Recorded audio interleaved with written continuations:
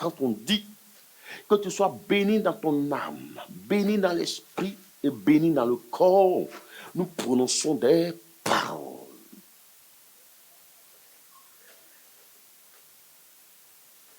Et donc, nous sommes en train de démontrer par là qu'il y a une puissance dans la parole. Il y a un certain pouvoir dans la parole parlée. OK? Et donc, nous disons, en ce qui nous concerne ici à l'Abreuvoir, l'Église du Seigneur, nous disons ceci, que si l'on a parlé contre toi dehors, si l'on a prononcé des paroles sur ta vie dehors, et que pendant toutes ces années, ces paroles ont eu un effet négatif sur ta vie, ne pleure plus.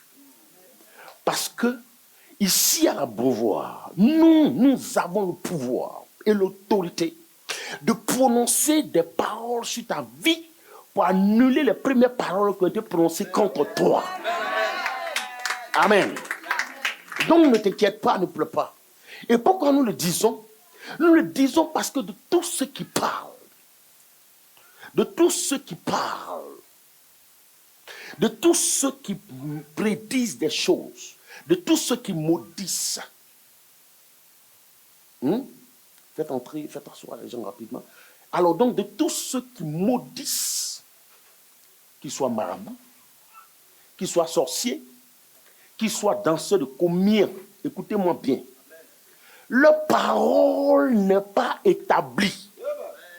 Elle n'a donc pas de fondement. Seule la parole de l'Éternel est établie selon le livre de Proverbes. Et donc, elle est établie pour l'éternité. C'est pourquoi l'Éternel dit que les cieux passeront et la terre passera. La terre avec tous ceux qui l'habitent et tous ceux qui maudissent passeront. Mais la parole de l'Éternel ne passera jamais parce qu'elle est frappée du sceau de l'éternité. Vous comprenez?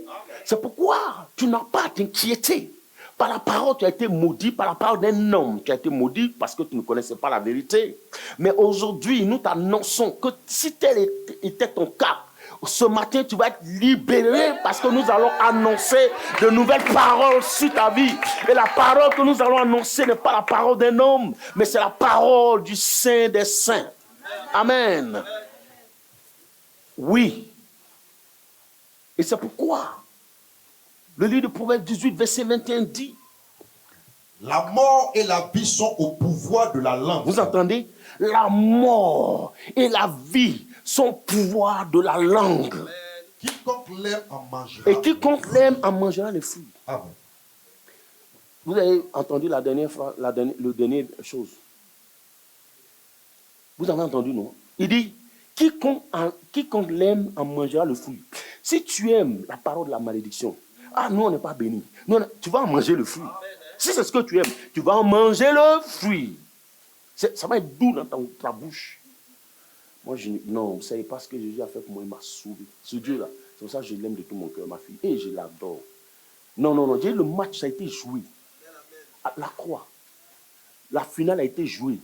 Jésus a gagné. On ne peut plus recommencer ce match-là. On ne peut plus le rejouer. C'est fini. Non, on ne peut plus. Le diable même sait que j'ai la victoire sur lui. Parce que depuis la croix, c'est fini, on ne peut plus rejouer. Il est sous mes pieds pour l'éternité.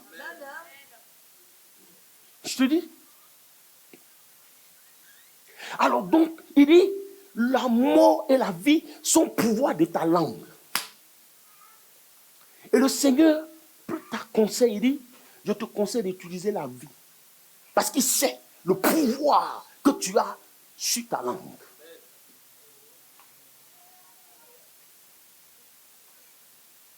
Bien-aimé, quelqu'un m'a maudit. Quelqu'un peut maudire son ami. C'est moi qui ai le pouvoir de maudire quelqu'un. Parce que je suis doté de l'autorité, investi de l'esprit, la puissance de Dieu.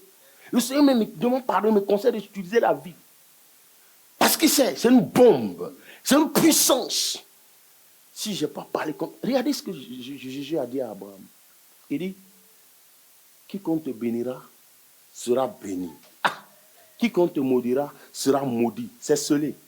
Ça là, on ne peut plus effacer. Oh, je suis descendant d'Abraham. Maintenant, ma fille, tu n'es pas obligée de me bénir. Si tu ne m'aimes pas, c'est ton choix. Tu n'es pas obligé de m'aimer. Tu n'es pas obligé de me bénir non plus. Mais ce que je te conseille de ne pas faire, il ne faut pas me maudire. Ah, parce que ta bénédiction dépend de ma bénédiction. Ah, parce que c'est quand tu me bénis que tu es béni. Donc, tu n'es pas obligé de m'aimer. Ça, c'est ton problème. Tu n'es pas obligé de me bénir. C'est ton problème. Mais ne me maudis pas non plus. Parce que là, tu viens de déclencher une guerre. Ah, est-ce que tu ne peux pas acclamer le Seigneur? Ah, je ne suis pas. Mais je te dis, c'est clair. J'ai dit, tu vas être béni, Rambo. Tu vas être révolté. Tu vas t'éclairer. Quoi? Mon père a déjà parlé. Ah, c'est fini. Je suis respectueux de mon père. Respectueux de sa parole. Ce qu'il dit là, c'est ça que je prends. Le reste, ça ne m'intéresse pas. Ta bénédiction dépend de moi. C'est quand tu ouvres ta bouche, me bénis, que ça tombe sur toi. Mais il ne faut pas ouvrir ta bouche alors pour parler contre moi. C'est bien écrit. Je suis descendant d'Abraham. Faut pas, ne joue pas. Donc ce matin, nous allons voir un exemple de la puissance de la parole. On va voir où est-ce que toi, qu'est-ce qui te fait croire même que tu es maudit là? Qui te fait croire des choses comme ça? On va voir un exemple. En Jean 15, verset 3. Mais il peut lire à partir du verset 1er pour que tu comprennes un peu le contexte. Je suis le vrai cep. Je suis le vrai cep. Et mon père est le vigneron. Et mon père est le vigneron. Tout sarment qui est en moi. Tout sarment qui est en moi. Et qui ne porte pas de fruits. Et qui ne porte pas de fruits. Il le retranche. Il le retranche. Et tout sarment qui porte du fruit. Et tout sarment qui porte du fruit. Il les monte. Il les monte. Afin qu'il porte encore beaucoup de fruits. Afin qu'il porte encore beaucoup de fruits. Déjà vous êtes purs. Ah, c'est le verset qui va faire l'objet de notre méditation. C'est ça là. Il dit, mais déjà, vous êtes purs. À cause de la parole que je vous ai Il ne annoncée. faut pas rater ce message. Amen. Arrange-toi. Mais il dit, vous, déjà, vous êtes purs. À cause de quoi? De la parole que je vous ai annoncée. Nyangona, quand Jésus finit de parler de ça, ça donne on a sifflé la fin du match. Quand le Seigneur dit ça, le Christ,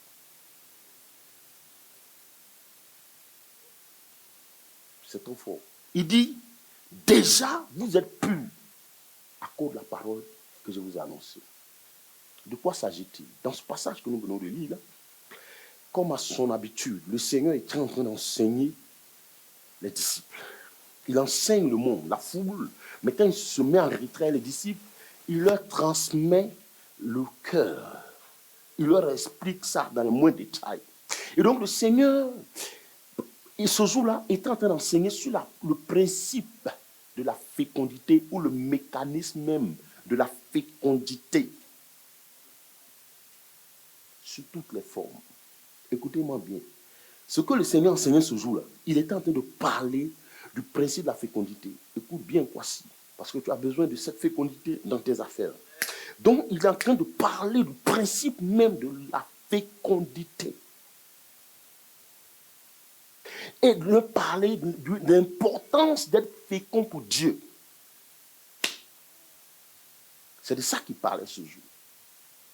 Et après avoir donc fait, ce qui va me marquer dans ce passage, c'est que Jésus se révèle à eux ce jour-là comme étant le vrai cep. Et c'est ce qui est frappant chez notre Seigneur. Il ne cache pas son identité, il ne cache pas qui il est. Il ne parle pas avec hésitation là. Non. Il ne va pas par le dos de la cuillère. Mais il dit les choses de façon crue et claire, précise. Maintenant, s'il y a un autre dans la création qui est comparable à lui, qui vient dire le contraire, qui démontre le contraire, il dit, je suis le vrai cep. Or, quand Jésus dit, je suis le vrai cep, c'est qu'il y a des faux. Je l'aime trop. Non, c'est ma passion. J'aime sa façon de parler. Là. C'est direct. Il dit, il se présente, il ne passe pas par 4 chemins. Il dit, je suis le vrai cep. Un autre n'a qu'à se lever et puis dire le contraire. Je suis le vrai cep. Maintenant, il dit, et vous, vous êtes les sarments. Et il finit de leur dire, je suis l'arbre, vous êtes la branche. C'est ce que ça veut dire. Toute branche qui est attachée à moi, logiquement, est appelée automatiquement à être fécond. À porter du fruit. Il ne peut pas avoir une branche qui soit attachée à moi, qui ne produise pas de fruits. Si cette branche ne produit pas de fruits, c'est que cette branche a un problème. Ça dépend de toi. Parce que tout ce qui est né de Dieu est béni. Tout ce qui est attaché à Dieu est béni. Tout ce qui sort de lui est béni. C'est pourquoi toute branche qui sort de moi est frappée du sceau de la fécondité. Est appelée à porter du fruit. Moi, mes fruits là, ça ne reste pas chez quelqu'un. Mes fruits là, ça sort. Toi-même, tu vois ça, c'est visible. Excusez-moi. Petite gueule. Mais ce n'est pas vraiment une vraie gueule, c'est la fatigue. Comme je dois passer à cause de tous ces programmes-là.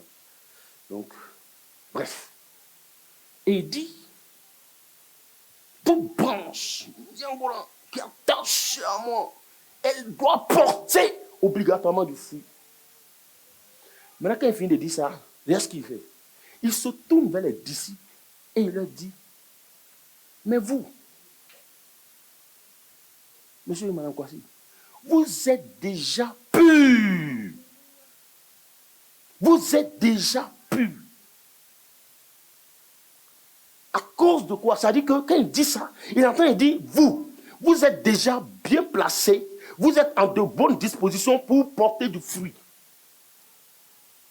Parce que, pourquoi il parle de pureté? Il dit, vous êtes déjà purs. C'est fort.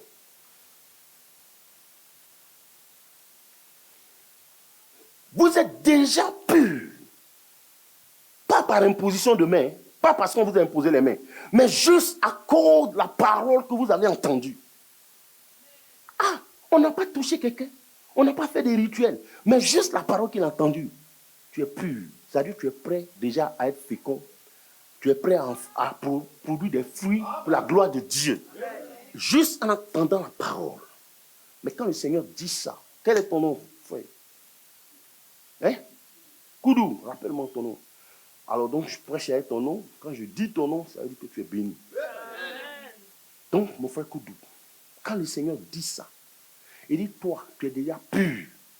Ça veut dire qu'il ne te reste plus rien à faire que de porter du fruit maintenant. Il n'y a plus rien à faire. Il n'y a pas de rituel, il n'y a plus de sacrifice, il n'y a rien d'autre à faire. C'est-à-dire que vous êtes bénis, Kalombo. Vous êtes déjà pur. C'est trop fort. Et quand il dit, qu'est-ce qui vous a béni? Qu'est-ce qui vous a rendu pur? Juste la parole. Seigneur, excuse-moi, j'ai dit juste en guillemets parce que le français est limité. Sinon, on ne doit pas dire juste. À cause de la parole. Mais sans te toucher. Donc c'est pour ça qu'il dit ce matin, sors-toi bien et sois attentif. Je ne suis pas en train de parler de mon grand-père, je suis en train de parler de Christ. Il dit, à cause de la parole, mon fils, que vous avez entendu, vous êtes déjà pur. C'est-à-dire que vous êtes déjà béni.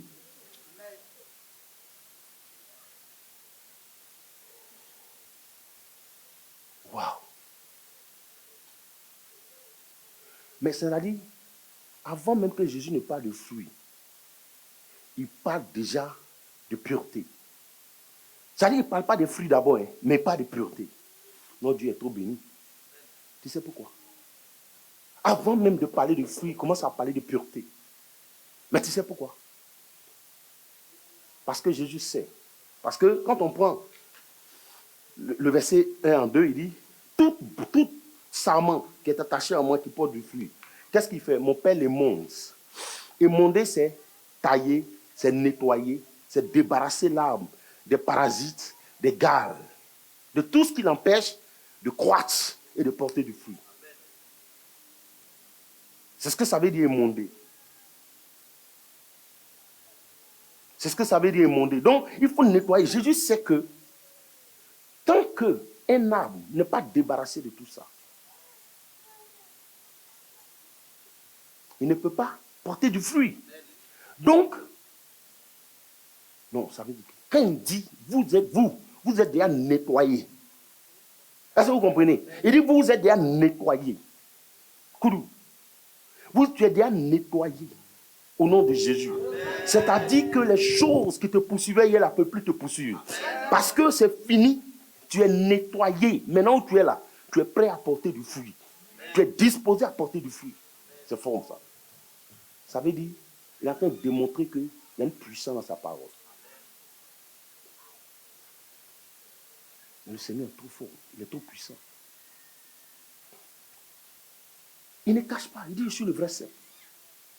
Mais regarde, quand Jésus dit, je suis le vrai Saint, c'est ce que j'aime chez lui.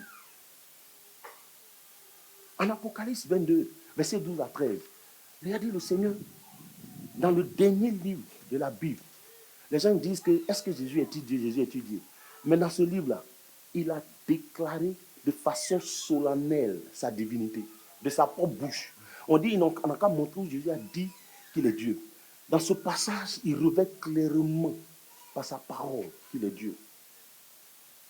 Parce qu'il dit, voici, je viens bientôt. Qui vient bientôt? Qui va venir bientôt? Tous les livres saints annoncent qu'il va revenir.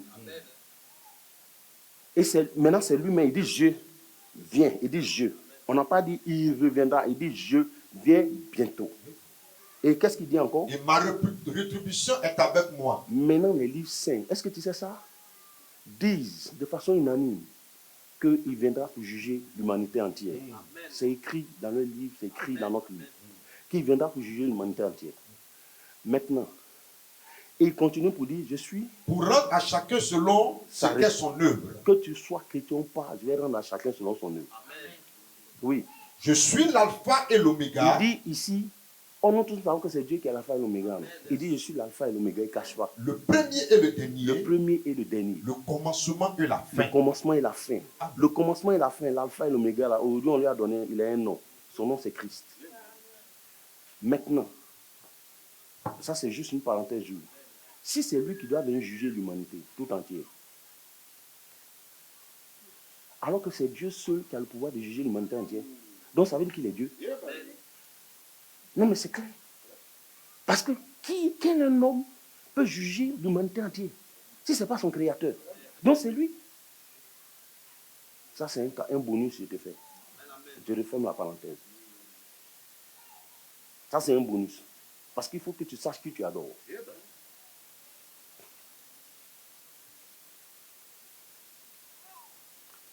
Et le Seigneur donc dit, regardez, avant même qu'il ne parle de fruits, il parle de pureté. Ça veut dire quoi? Il attaque la racine. Madame la Présidente, il attaque la racine. Il sait, pourquoi? Il ne touche pas d'abord les fruits, il parle de la racine. Il dit, vous êtes déjà purs. Parce que Jésus sait qu'un arbre qui n'a pas une bonne racine ne peut pas produire de fruits. N'est-ce pas? Si tu n'as pas de bonne racine, tu pars. C'est pourquoi il attaque tout de suite l'arbre et la racine. Il dit, vous êtes purs. Ça dit, maintenant, vous avez de bonnes racines. Des racines vraies, des racines pures. Et à cause de ces racines, maintenant, vous êtes prêts à produire du fruit. C'est fort. Parce que Jésus, quand il parle de ça, de cette pureté, il sait que Jésus est en train de démontrer que, en réalité, ce qui t'empêche d'avancer, ce qui t'empêche de porter des fruits, ce n'est pas ta grand-mère qui est au village, ce n'est pas ta tante sorcière, mais c'est le mensonge que tu as entendu dans le monde. Tant que tu n'es pas débarrassé de ça, tu ne peux pas porter du fruit. Donc Jésus s'occupe d'abord. Donc, parce que la purification dont il parle ici, ce n'est pas la purification physique, mais c'est une purification spirituelle et morale. C'est une purification, ça dit, spirituelle et morale. Parce que regarde, dans un monde rempli de toutes sortes d'informations et de mensonges, où le mensonge est devenu la norme, tant que tu n'es pas débarrassé de ces choses, regarde le mensonge du genre. Si mon pied gauche a cogné caillou, c'est que la journée est gâtée. C'est un malheur. Ça sort sur les informations que le monde t'a données et tu as enregistrées. Mon pied gauche, le matin là, c'est quoi ça encore? Mon pied gauche a heurté un caillou, c'est quoi ça? Donc tout de suite, tu penses que la journée ne sera pas bénie. N'est-ce pas? Quelqu'un éternue chez nous. Quelqu'un éternue ta main gauche. Oh, c'est le malheur. Maintenant, il faut lire Proverbe 3, verset 16. Dans sa droite. Écoutez, vous entendez.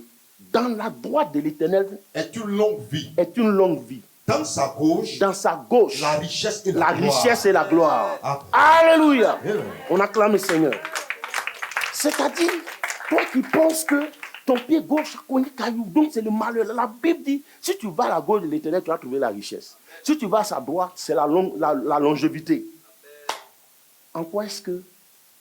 Mais il faut lire encore le psaume 118, verset 15. Psaume 118, verset 15.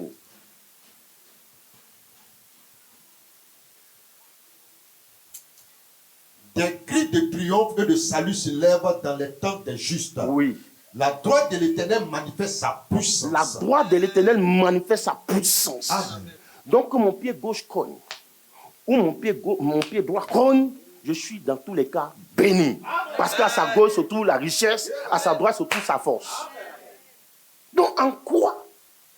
Mais tant que tu n'es pas débarrassé de ces choses, tant que tu n'as pas été émondé, tu ne peux pas avancer. Parce que tu as encore ces enregistrements. Tu as encore ces mensonges dans ta tête. Et donc, c'est ce qui fait que la parole de Dieu ne peut pas avoir un effet, ne peut pas produire du fruit dans ta vie. Donc, il faut que tu sois dans un endroit où on t'enseigne la vérité. Mais parce qu'au sortir d'ici, il y a les deux versets qu'il a donnés. Tu ne peux plus croire ces choses-là. Pied gauche, pied droit, main gauche, main droite. Tu ne peux plus croire ces choses-là. N'est-ce pas? Non, tu ne peux plus, ma fille. Ce n'est pas possible. Nous sommes sauvés. Nous avons la grâce. Parce que de toutes les façons, quelqu'un qui est en Jésus, sa vie n'est pas dirigée par des cailloux. Comme un caillou qui est déposé là, qui est immobile, qui ne bouge pas. Toi, tu ne regardes pas devant toi, tu as heurté ça. Et tu penses que c'est caillou-là qui va décider ce matin de ta journée. Ça n'a pas de sens. Non, ça n'a pas de sens. C'est quand vous suivez les mystiques là, que vous avez ce genre de raisonnement. Donc quand le Seigneur dit, soyez transformés par le renouvellement de votre intelligence. En Romains 12. Tant que votre intelligence n'est pas transformée là, vous ne pouvez pas être renouvelé. Votre intelligence n'est pas renouvelée, vous ne pouvez pas être transformé. Parce que mais c'est pourquoi le Seigneur dit, en Matthieu 8, 32, il dit, vous connaîtrez la vérité et la vérité vous affranchira. Oui, Jean 8, 32. Jean 8, 32. Il dit, vous connaîtrez la vérité et la vérité vous affranchira. Il n'a pas dit, tu iras chez un prophète pour faire 21 jours de jeûne pour que tu sois délivré. Mais il dit, il suffit simplement de connaître la vérité, puis les chaînes tombent. Le mensonge disparaît. Et pourquoi il dit, vous connaîtrez la vérité vous affranchira? Je t'explique. Parce que le mensonge est ténèbres. Et la vérité est lumière. Or, la parole de Dieu est la vérité. Je veux que je te démontre Jean 17, 17. Jean 17, 17. Il faut prendre le passage pour qu'ils comprennent. Jean 17, 17. Il dit ceci. Sanctifie-les par ta parole. Sanctifie-les par ta parole. Ta parole est la vérité. Car ta parole est la vérité. Amen. Il n'a pas dit c'est une vérité, il dit elle est la vérité. Sanctifie-les. Donc nous sommes en train de voir que la parole de Dieu a le pouvoir de sanctifier.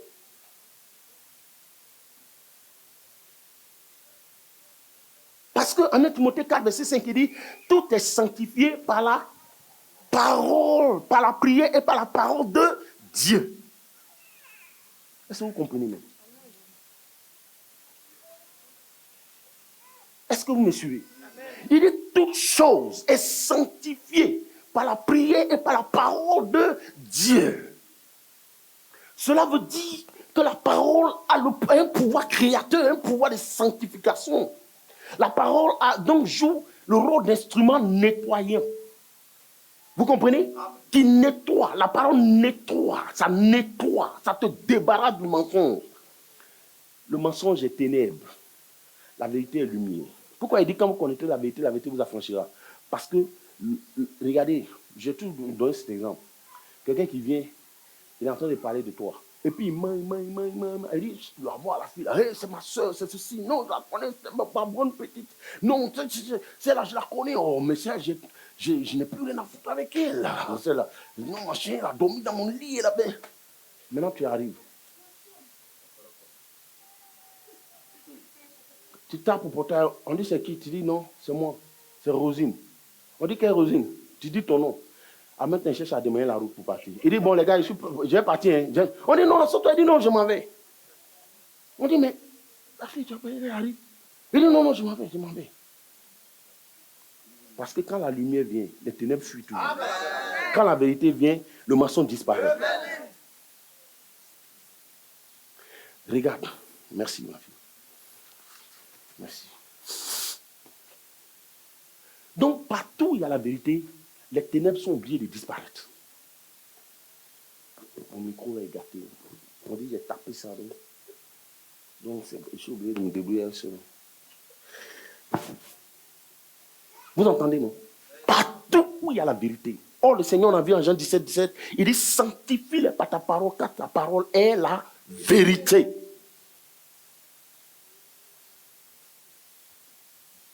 Ta parole est la vérité.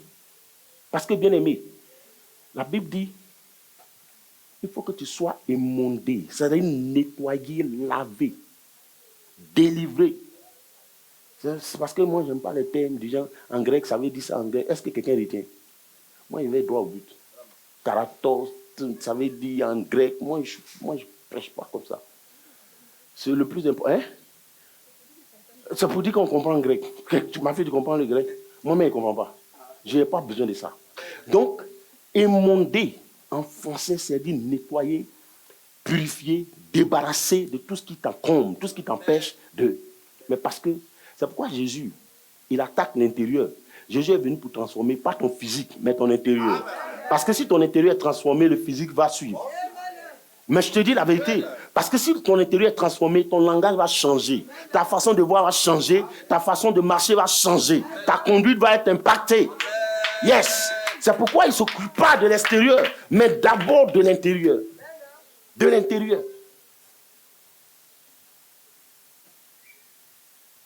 Parce que la purification dont il parle, ce n'est pas physique. Ce n'est pas des rituels. Par exemple, comme les gens le faisaient dans l'Ancien Testament, ils prennent l'eau, ils font un bûcher, ils lavent les mains, ils lavent les pieds, les têtes, ils disent qu'ils sont purifiés. Ils viennent de commettre l'adultère. Et ils pensent que quand ils ont mis l'eau pour laver les têtes, là, ils sont purifiés. Tu mens. La purification dont parle Jésus est intérieure.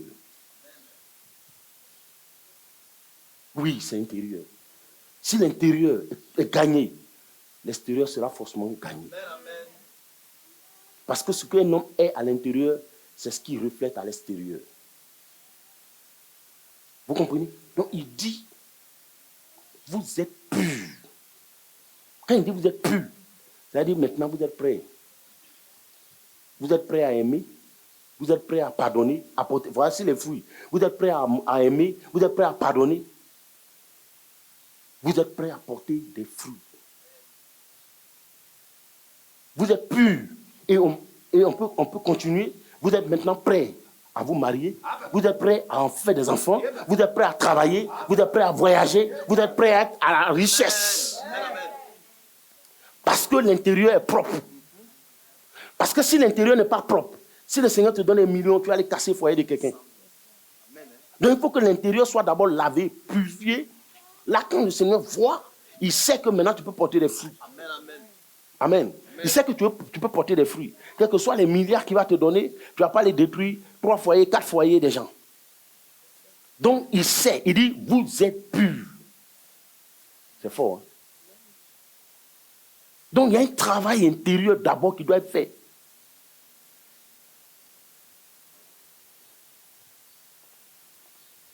Vous êtes purs à cause de quoi? La parole que je vous ai annoncée. Donc la parole de Dieu transforme, elle libère, elle délivre. Parce que regarde, tant que tu n'es pas débarrassé du mensonge du genre, chez nous là, toutes les femmes qui accouchent, elles restent à l'hôpital. Chez nous, il n'y a pas une seule femme qui a pu se marier. Quand tu te maries, tu meurs. Quand tu te maries, tu meurs. Regardez des paroles comme ça. Bon, si toi, la parole de Dieu qui dit, malgré que la parole de Dieu dit que Jésus est la fin de la loi en Romains 10:4. Écoutez bien, Jésus est la fin de la loi. Voilà ce que la vérité dit. Jésus est la fin de la loi.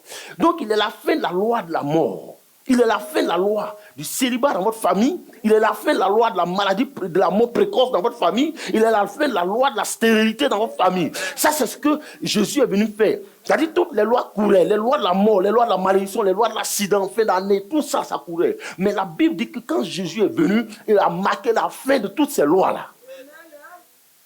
Et maintenant, toi, malgré ça, tu continues encore de croire que la maladie qui a tué ta mère va te tuer. Mais comment tu peux avancer? Qu'est-ce que le Seigneur peut faire avec toi? Mais il faut d'abord que tu sois débarrassé de ce mensonge-là. C'est pourquoi le Seigneur ne se hâte pas. Mais il a vu les disciples. Il dit, vous êtes prêts.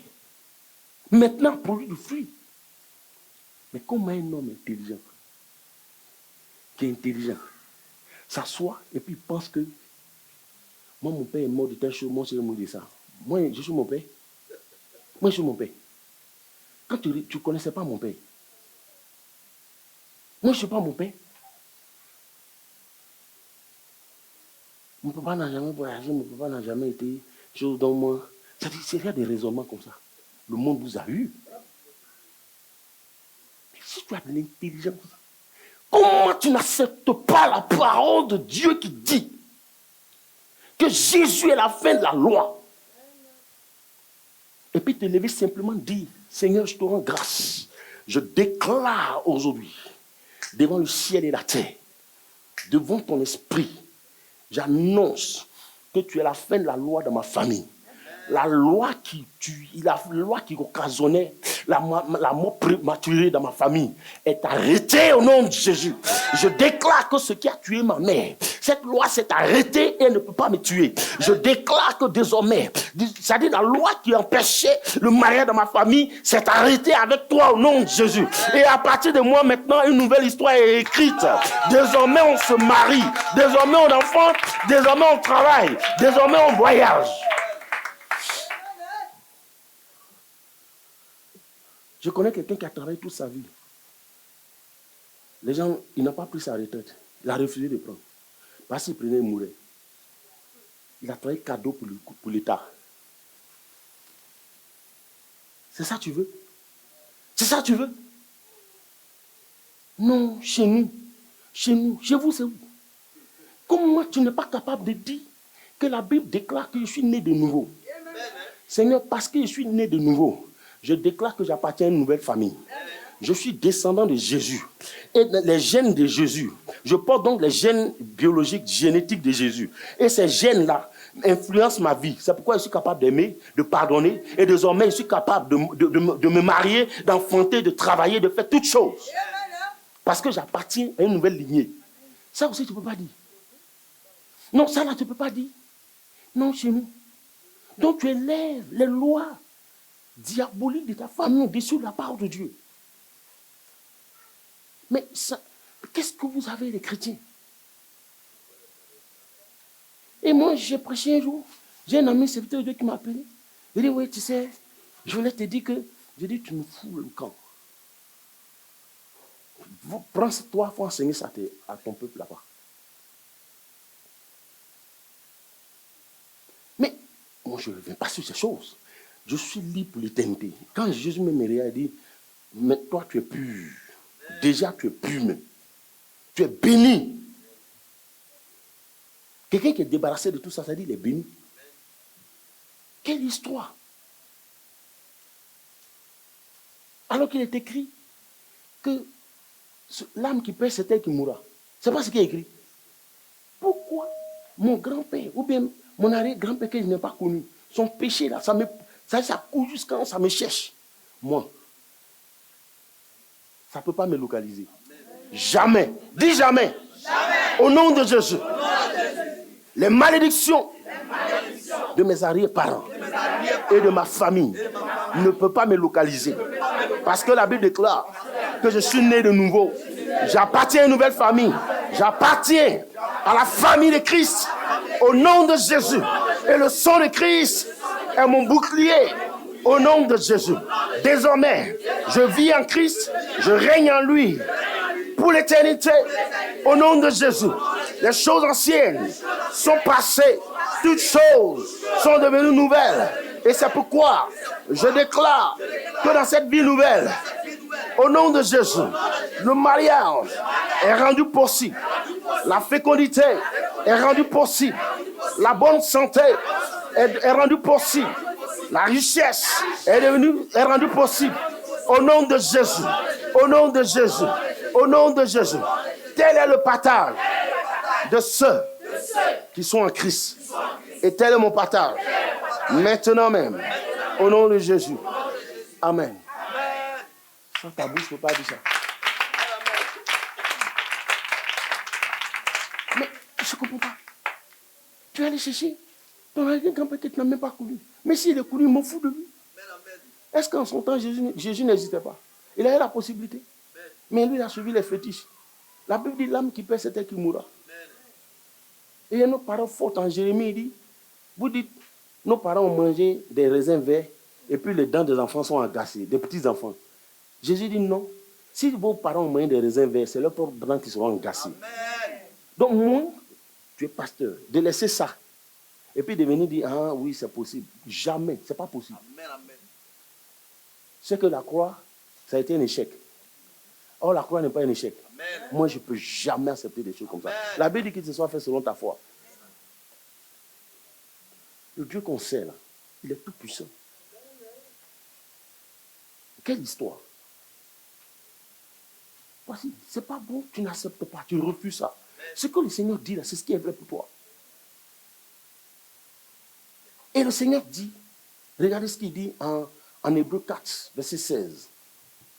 Car la parole de Dieu est vivante et efficace. Non, doucement. Il dit, car la parole de Dieu est vivante. Ça veut dire quoi? Il dit, elle est vivante. Ça veut dire, or la parole de Dieu, c'est Dieu lui-même. Or Dieu est vivant pour l'éternité. Il ne peut pas mourir. Il est vivant pour l'éternité. Donc c'est pourquoi il est capable d'agir. Il dit, la parole de Dieu est vivante. Ensuite, elle est comment? Et efficace. Non, il dit, non seulement elle est vivante, mais elle est efficace. C'est-à-dire qu'elle est capable de te libérer. Quand tu la proclames, quand tu la confesses, elle est capable de changer ta condition. Elle est efficace. Ce que tu dis au travers de la parole arrive parce qu'elle a une efficacité suprême.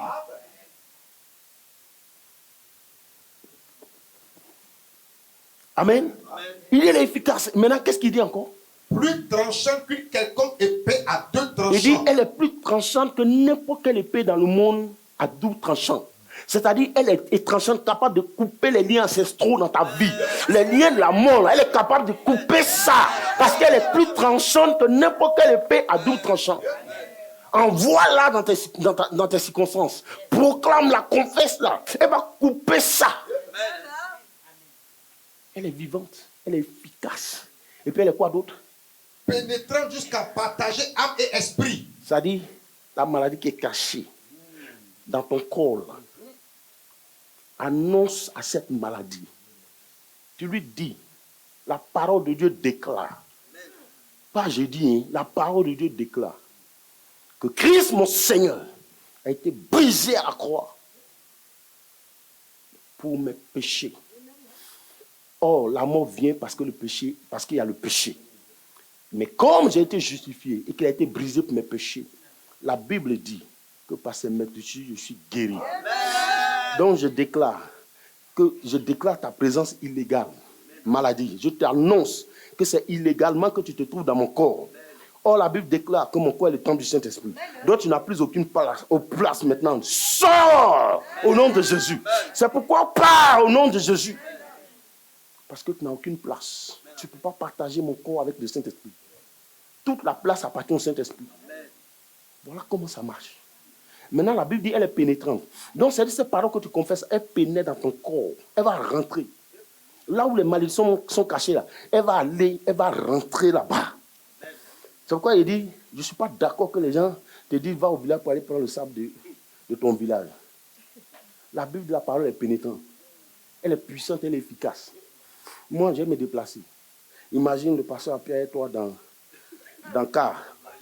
Bagance. Ça remue ma tête comme ça. Je suis derrière. On s'en ramassé le sable. Moi-même. En tout cas, je n'ai rien à faire. De toute façon, tu ne me vois pas là, j'ai besoin de me reposer. Je te suis. Nous deux, on se suit. Le pasteur et son fidèle. Pasteur, vraiment, que Dieu te fortifie. Hein. La route de notre village, là, c'est comme ça. C'est ici, là, on souffre. Hein. Toi, tu vois, pasteur. Les gens, ils peuvent arranger, mais ils n'arrangent pas. Moi. Tu m'as vu comment même? Tu penses que moi, j'adore Jésus mort? Viens me dessus. Poussière dans mon visage, dans mon nez, partout. À cause de ça, mon temps ramassé. Sable là, il n'y a pas de sable ici.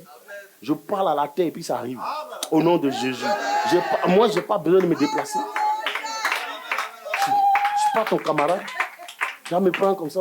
Non, je ne fais pas ça. Allez me coucher, les moustiques vont m'allumer normalement là, à ton village, à cause de ça. Maintenant, la nuit, on prend ça et puis on attrape ça comme nous deux. Espèce de féticheur. Féticheur, vous n'avez pas connu le Christ. Oui, je t'ai dit. C'est quelle histoire, hein? Ma soeur, est-ce que tout ça correct? Non, c'est pas normal. Ça n'a même pas de sens.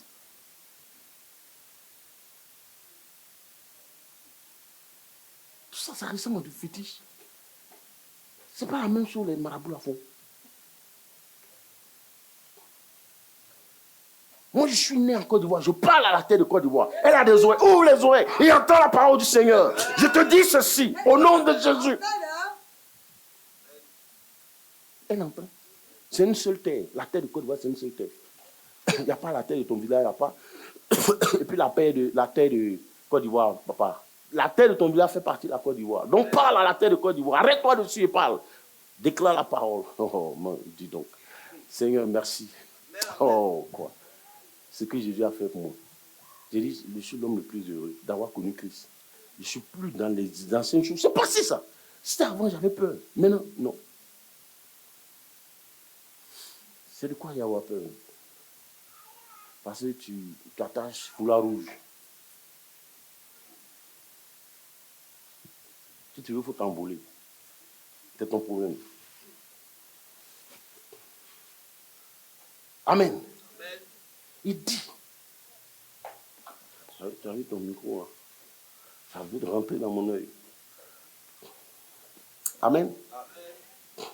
Il dit. Le Seigneur dit. Parce que regarde, nous n'avons pas été purifiés pour être stériles. Non. Quand on est pur, là, c'est pour devenir fécond. Donc Dieu montre l'importance de la fécondité. On n'a pas été racheté, on n'a pas été purifié pour être encore stérile. Ça veut dire que maintenant tu es pur. Si tu étais voleur, tu es en Jésus, tu es purifié, tu dois maintenant avoir une bonne attitude. Tu étais colérique dans le monde. Maintenant que tu es pur, tu dois être doux. La Bible dit que votre douceur soit connue de tous. Ok? Mais oui, si tu divisais dans le monde, maintenant en Christ, tu ne divises plus. Tu unis. Tu étais rancunier, maintenant tu pardonnes. Donc tu ne peux pas être stérile. Tu ne peux pas être dans la maison de Dieu, t'assois comme ça, et puis tu fais rien. Et puis toi, tu es là, tu ne fais qu'observer les défauts du pasteur, de ses collaborateurs. C'est tout ce qui t'intéresse. Tu compares avec les autres. Mais ici, là, le pasteur, là, c'est tout ce que tu es venu faire. Tu as transporté le monde pour venir dans l'église. Chez nous, la Bible, il n'y a pas ça. Chez nous, il n'y a pas de clan. Non. C'est dans le monde, il y a des clans. Mais ici, il n'y a pas de clans. Nous tous, on est une seule famille, on s'aime.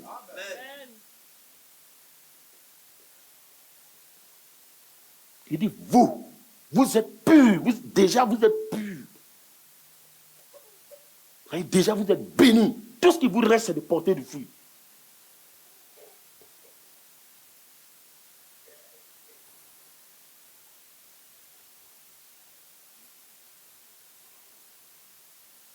La parole de Dieu est pénétrante. Elle pénètre jusqu'à séparer jointure et moelle. C'est-à-dire qu'elle va séparer le mensonge, les coutumes là. Elle va séparer ça de la vérité. Elle va séparer ça même.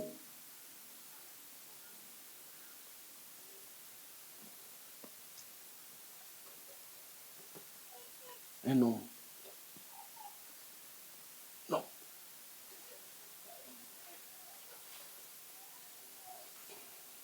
Chez nous, avant au village, on disait chez nous au village, le jeudi, on ne va pas au champ. Le vieux, il a besoin d'aller faire son champ. Mais on dit jeudi, on ne va pas au champ. Tout ça aujourd'hui, c'est brisé. Jeudi, mais les gens vont au champ, ils dansent là-bas. Tu as tout ce mensonge-là. Jésus est venu libérer tout ça.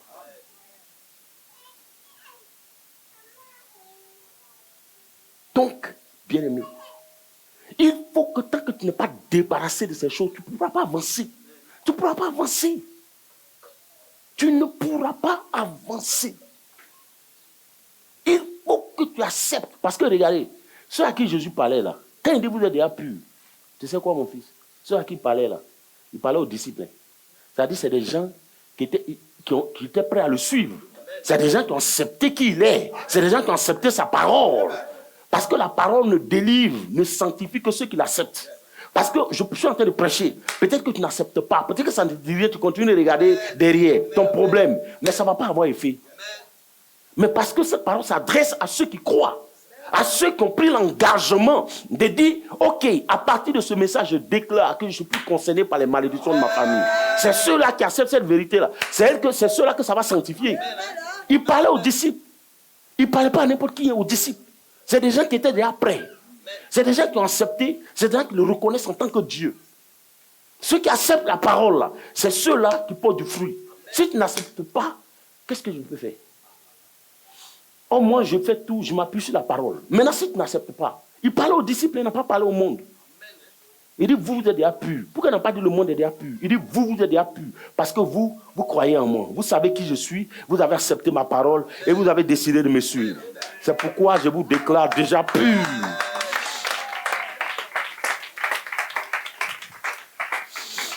Yes, c'est ça qui est la vérité. Moi, tout comme toi, j'ai entendu cette parole-là. Et puis je l'ai acceptée.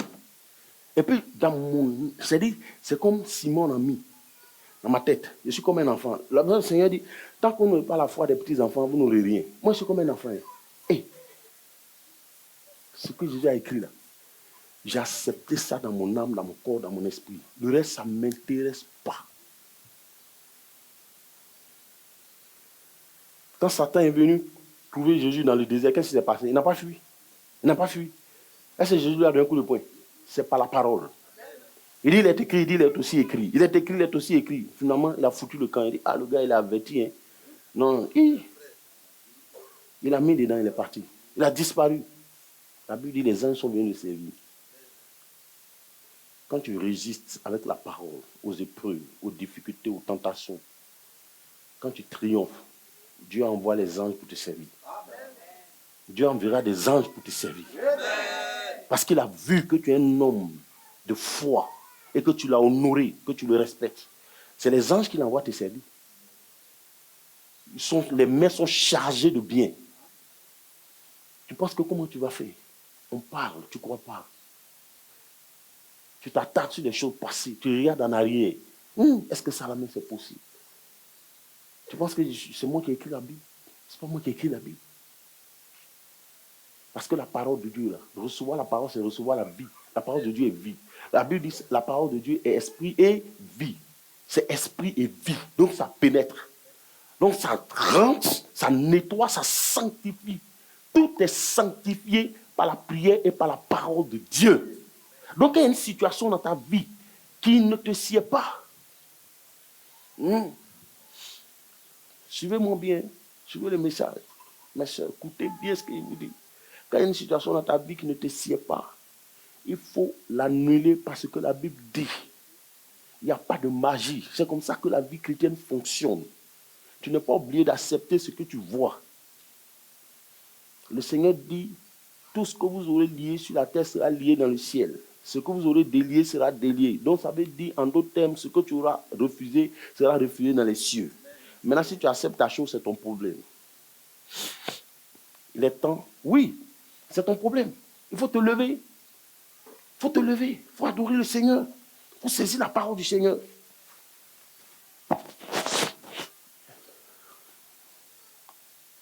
Il dit, vous êtes déjà purs. Regardez un peu, vous êtes purs sans imposition de main. On n'a même pas besoin de vous toucher. Mais la parole, la vérité que vous entendez là, est-ce que vous savez que les chaînes sont en train de tomber? Parce que si vous êtes attentif, oui, je dis la vérité, parce que le diable n'aime pas la lumière. La vérité, la lumière. Donc quand il vient, il frappe comme ça, il est obligé de disparaître avant qu'il ne soit trop tard. Avant que le pasteur même ne t'impose les mains. Il dit, ça là, c'est pas mieux qu'il m'en aille. Ah, c'est pas mieux qu'il m'en aille.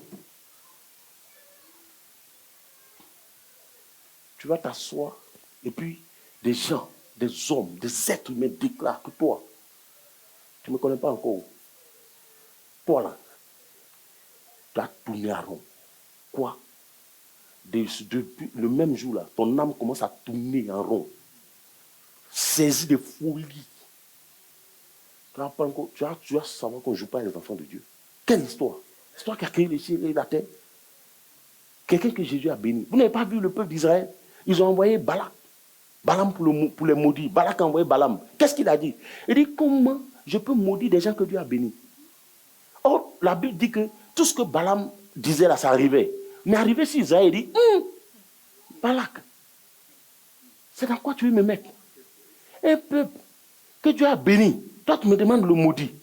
Depuis quand tu as vu ça sur les cieux? Un peuple contre qui l'Éternel n'est pas irrité, tu veux que je m'irrite contre eux? Ah, Balak. Même si on dit je suis dangereux, mais il y a des limites quand même. Un peuple que Dieu a agréé, toi tu me demandes, moi, tu m'as pris au sérieux. C'est vrai, j'ai l'habitude de maudire les gens. Mais ce n'est pas n'importe qui on maudit. Ça là, c'est le peuple de Dieu. Dieu n'est pas irrité contre eux. Moi, tu veux que je sois irrité contre eux? C'est ma mort, tu veux, ou bien Balak? Il dit, lui-même qui est venu les maudire là, il est réel quand il dit, si ma fin pouvait être comme pour leur fin. Ah, leur fin ne sera jamais semblable à la fin du monde. Des enfants du monde. Que tes ennemis, en te voyant la gloire de Dieu dans ta vie, ceux que le monde a chargé de te maudire, et qui te bénissent au nom de Jésus, et qui retournent les langues pour dire, cet homme est béni, cette femme est bénie, cet enfant de Dieu est béni, donc je ne suis pas capable de le maudire. À cause de la gloire de Dieu sur ta vie. Mais je te dis la vérité. Ah, Trinité. Qui te voit comme ça, il dit, alors mon maudit, hein?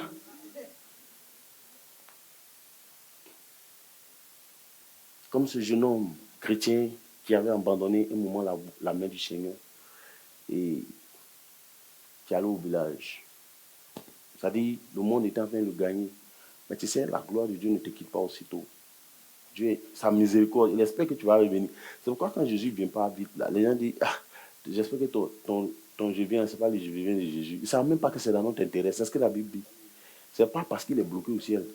Ce n'est pas parce que les gens l'ont bloqué à la frontière. C'est dans ton intérêt. Comme les gens ne sont pas intelligents, comme ça il dit ça. Donc il va au village. Il y a une vue qui l'approche. Il dit, mon fils. Il dit, oui. Il dit, mon petit. Ton feu là, feu qui est sur ta tête là, tu as mis ça où? Il dit, de quel feu? Il dit, c'est moi tu veux blaguer pour que ça me brûle. D'habitude quand tu vas au village, il y a un feu. On ne peut même pas te regarder, on ne peut pas t'approcher. L'intelligence du frère va s'ouvrir. Lui qui voulait regarder, ça dit ça. Le premier cas qui partait sur Abidjan, boum, il est monté dedans. Seigneur, pardon, je me reprends. C'est pour ça qu'il dit, si Dieu te montre comment il te garde là, tu vas plus prier, tu vas devenir paresseux. C'est pour ça qu'il permet de temps en temps qu'on te chicote un peu. Quand tu deviens paresseux, boum, au nom de Dieu, envoie le feu, Ah, tu sais qu'il faut envoyer le feu. C'est comme ça qu'il a couru pour venir à Abidjan, il s'est repenti. Vous ne savez pas la grâce que vous avez. C'est pour ça que le monde envoie toutes sortes d'informations pour te décourager. Tu entends des choses, tu vois des choses. Et puis toi, tu crois en ça, et puis tu mets la parole de Dieu de côté. Mais pendant les années, tu as pleuré là. Qu'est-ce qui a changé? Tu préfères mettre la parole de côté et puis aller pleurer. Pleure. On voit si tes larmes vont changer ta situation. Or, tu ne sais pas que c'est ce que Satan même quand tu pleures là. Pourquoi il dit réjouissez-vous? Quand un enfant de Dieu se réjouit, c'est comme des bombes qu'il envoie dans le camp de l'ennemi. Donc le diable ne peut pas te voir en joie. Ils ont chanté les louanges du Seigneur, ils célèbrent son saint nom. Vous êtes déjà purs à cause de la parole que je vous ai annoncée. Je n'ai même pas besoin de vous toucher. Mais déjà, vous êtes prêts. Vous êtes là, vous êtes bénis déjà. Et c'est à vous de vous lever. C'est à vous d'accepter. Parce que tant que tu n'accepteras pas, je ne veux rien. Il faut accepter. Moi, j'ai accepté. Moi, j'ai accepté. Je vous dis la vérité. C'est tout ce qui va marcher. Donc, en cette fin d'année, tu ne veux pas être la proie. Toi, tu te dis ça, mon poulet. Moi, je ne comprends pas ça, quoi.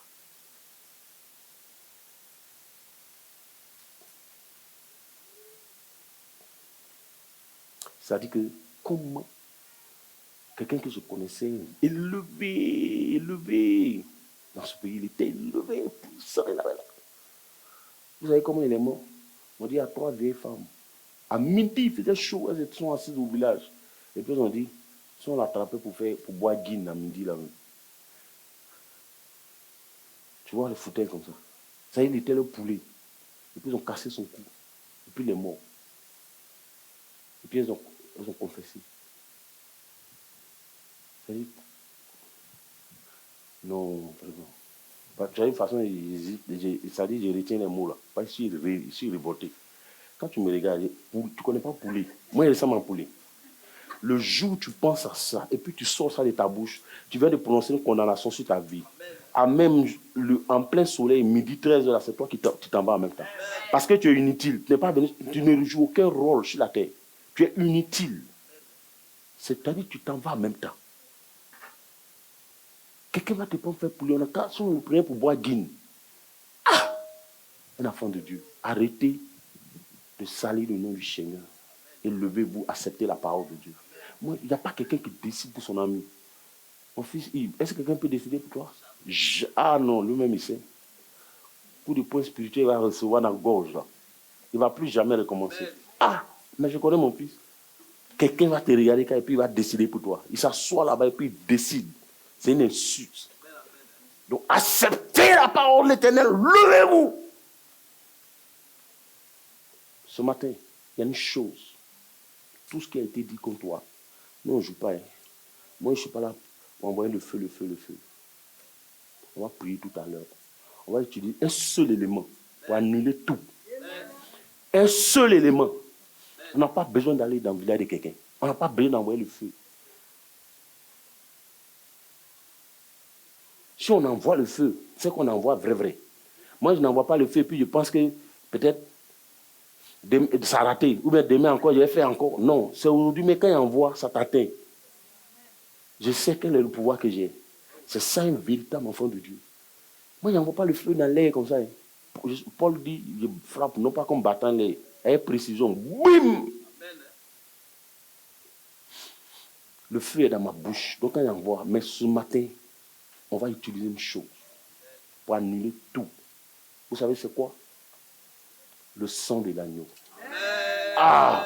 La Bible dit le sang de Jésus crie plus fort que n'importe quel autre sang. Donc le sang de Christ va parler pour toi ce matin. Quand on va commencer à prier, tu sais ce que j'aime pas? On n'est pas ici pour faire du théâtre. Il faut être sérieux. On parle du sang de l'agneau. La terre a reçu déjà le sang de l'agneau. Quand la terre a reçu la première goutte du sang de l'agneau, c'est fini. Toutes les malédictions ont été brisées. Mais c'est ton incrédulité qui te tue et ta méconnaissance qui te tue. Donc ce matin, sur la base de ce que nous avons entendu, nous allons prendre le sang. Je t'ai dit qu'on maudit, la malédiction se fait par la parole. La bénédiction aussi se fait par la parole. Or, nous sommes dans la présence de Dieu. Donc, on va utiliser le sang pour annuler toutes les malédictions. En cette fin d'année-là, il n'y a pas piège qui va taper quelqu'un qui va monter. Si tu montes en voiture, en cette fin d'année, écoute-moi, je te dis ce qui va t'arriver. La seule chose qui va t'arriver, même si il y a quelqu'un qui doit croquer en cette fin d'année, parce que toi, tu montes dans cette voiture-là, la vie va gagner tout le monde. La personne ne va pas mourir à cause de toi. Vous ne me connaissez pas. Non, vous ne me connaissez pas. Et quand il dit ces choses-là, Je ne dis pas ça, c'est pas pour t'encourager. C'est vraiment. Est-ce que si tu es né, que tes parents sont entiers, tu peux devenir Robert? Mais sinon, si ce n'est pas possible, étant né entier, devenir Robert, pourquoi tu penses que moi, je dois devenir Robert? Moi, je ne comprends pas. Non, je te pose la question. Affaire de Jésus, là, c'est ça, là. Moi, je ne sais pas c'est quoi le problème, les gens ont. Moi, je suis né de Jésus. Tu veux qu'il devienne qui? Enfant de qui? Jamais. Jamais. Lui, il peut enfanter un homme comme moi. Oh, alléluia. Donc, pourquoi tu veux forcément qu'il devienne Robert? Ce matin-là, tu vas refuser, si tu es bêté, de devenir Djoula. Si tu es Djoula, de devenir, je ne sais pas moi, Koulango. Je ne sais pas. Ce que tu es là, c'est ce que tu es.